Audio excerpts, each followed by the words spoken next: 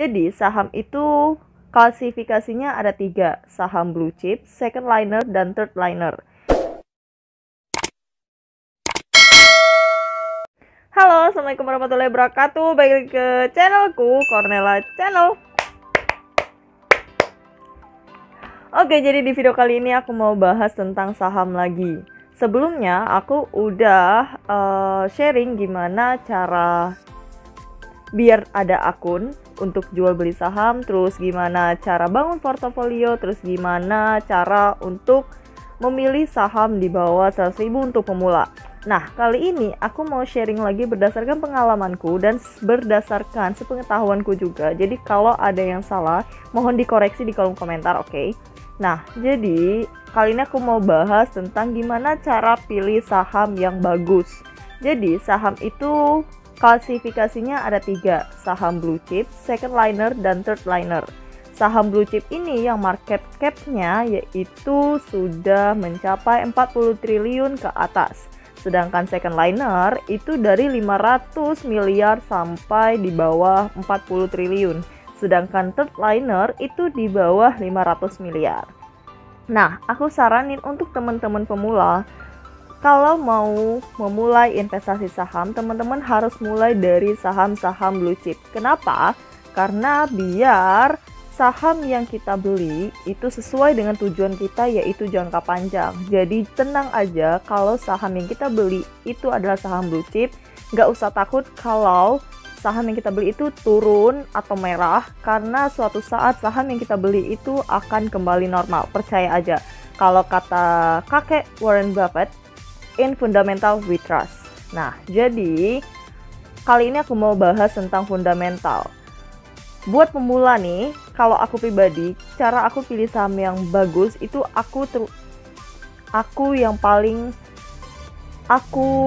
kayak perhatiin itu ada 2, yaitu PER dan PBV. Nah, apa itu PER dan PBV? Nah, aku bakal jelasin, tapi sebelumnya aku mau minta teman-teman untuk mulai download RTI Business. Jadi ini aplikasi ISG gitu, tapi ini juga ada ISG-nya Amerika, ISG-nya Hong Kong, dan lain-lain. Jadi ini kayak aplikasi internasional gitu. Nah, oke. Jadi aplikasinya itu dia kayak gini. Nanti aku bakal juga taruh di sini. Nah, ini kita bisa tahu dan kita bisa lihat fundamental saham yang mau kita beli itu lebih gampang di sini. Sebenarnya di iPod atau Indo Premier itu bisa. Cuman kalau di iPod atau Indo Premier mungkin agak sulit dipahami untuk pemula. Aku juga awal-awalnya agak bingung gitu dengan data atau laporan keuangan yang ada di iPod. Nah, jadi aku mau tekenin juga, kalau kita mau beli saham yang bagus, kita harus membaca laporan keuangan. Membaca laporan keuangan itu kayak apa ya? Kita harus tahu fundamental dari perusahaan yang kita beli.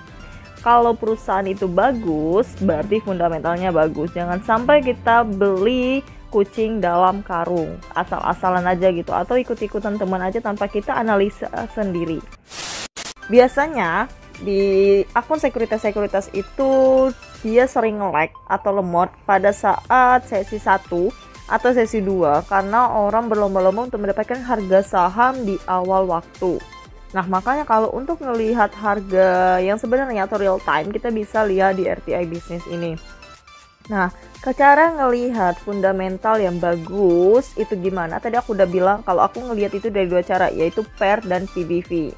PER itu apa? Jadi PER itu adalah price earning ratio. Jadi itu bisa dikatakan harga suatu saham yang wajar jika dibandingkan dengan laba yang dihasilkannya. Sedangkan kalau PBV itu adalah price book value. Jadi harga sesungguhnya dari suatu perusahaan itu. Nah, price, PER dan PBV ini dia diperlihatkan dalam satuan kali. Jadi semisal 1 kali, 2 kali, 3 kali. Itu gimana maksudnya? Jadi aku akan bahas. Jadi semisal kita mau lihat SIDO. Nah, kalau di RTI Business kita bisa langsung ngelihat di case statistiknya. Nah, ini udah tercantum semua market cap-nya berapa, terus PBV-nya berapa, dan pair-nya berapa. Ini analisa fundamental yang sangat sederhana sebenarnya buat nggak salah pilih beli saham. Nah, kita lihat untuk market cap dari Sido ini yaitu dia 22 triliun. Jadi otomatis Sido ini termasuk ke saham second liner.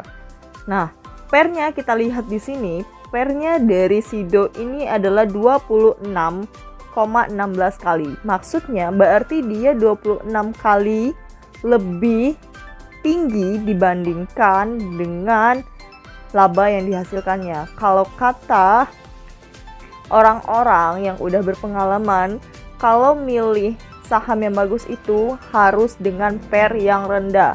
Kalau bisa pairnya di bawah 15. Tapi balik lagi, pair ini adalah subjektif. Menurut kalian kalau pair 50 itu dia masih wajar ya silahkan. Tapi baik lagi ke kalian. Kalau aku biasanya ngelihatnya di bawah 15, jadi itu masih termasuk murah. Nah, lanjut kita lihat untuk PBV-nya dari Sido. PBV-nya dari Sido dia udah 6,76 kali. Jadi harga perusahaannya dia ini udah 6 kali lipat lebih mahal dari modalnya sendiri. Nah, jadi kita bisa lihat juga kalau Sido ini sebenarnya udah mahal. Tapi kita bisa bandingkan juga dengan trend value-nya. Jadi kalau di saham itu ada juga namanya trend value. Kayak Unilever PBV-nya udah mencapai 300 kali.